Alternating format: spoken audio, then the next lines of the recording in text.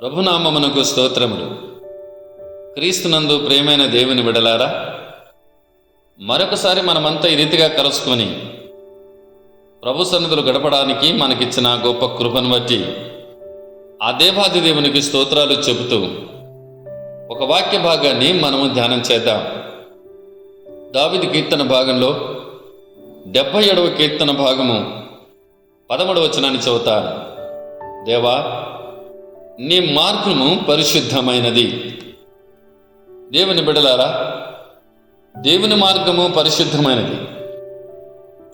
లేవియకాండము 19వ అధ్యాయములో 2వ వచనంలో ఇశ్రాయేలు జనాంగముతో దేవాది దేవుడు, నేను పరిశుద్ధుడను కనుక మీరు కూడా పరిశుద్ధులై ఉండాలి అని చెప్పాడు. దేవాది దేవుడు పరిశుద్ధుడు, అలాగే ఆయన మార్గము కూడా పరిశుద్ధమైనది, అలాగే ఆయన రాజ్యము కూడా పరిశుద్ధమైనది. దేవుని బిడ్డలారా, దేవాది దేవుడు పరిశుద్ధుడు, ఆయన మార్గం పరిశుద్ధమైనది, ఆయన రాజ్యము కూడా పరిశుద్ధమైనది. మరి ఆయన మార్గము పరిశుద్ధమైనది అన్నప్పుడు అపరిశుద్ధులు పరిశుద్ధుడైన మార్గంలో నడవడానికి వీలులే.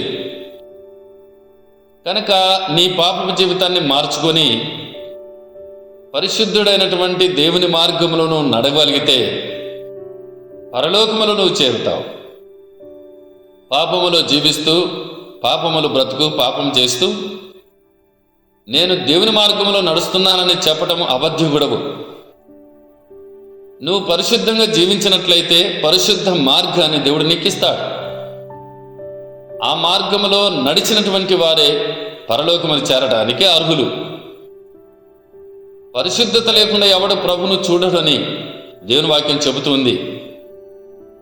కనుక దేవుని బిడ్డలారా, నేను దేవుని మార్గంలో నడుస్తున్నానని నువ్వు అనుకున్నట్లయితే ఒకసారి నీ జీవితాన్ని పరిశీలన చేసుకొని పరిశుద్ధులైన దేవుని ఎదుట పరిశుద్ధమైన మార్గంలో నడుస్తూ ఆ పరిశుద్ధుని రాజ్యంలో చేరటానికి సిద్ధపడుము.